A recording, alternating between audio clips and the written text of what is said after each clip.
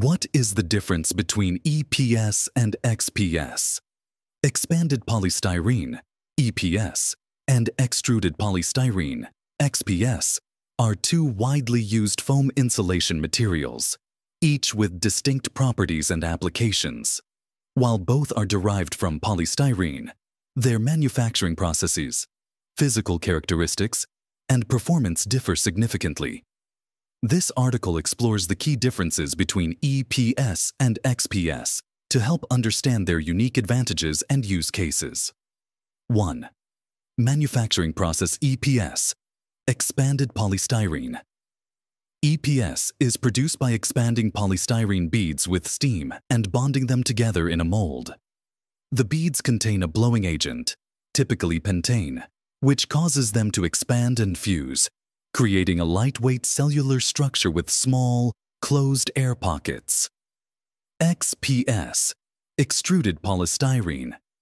XPS is made by mixing polystyrene with a blowing agent and extruding the mixture through a die.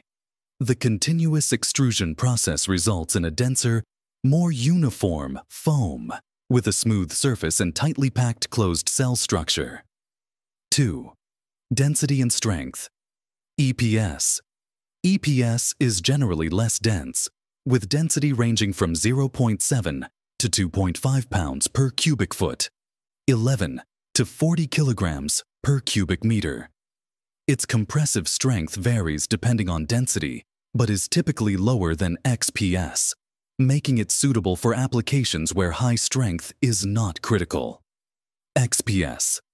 XPS is denser, with a typical density of 1.3 to 2.2 pounds per cubic foot, 20 to 35 kilograms per cubic meter.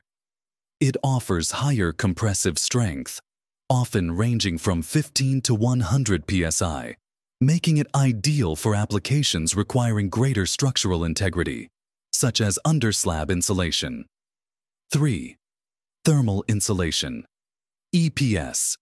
EPS provides good thermal insulation with an R value, a measure of thermal resistance, of approximately 3.6 to 4.2 per inch of thickness, depending on its density.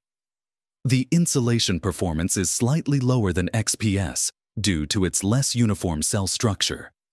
XPS.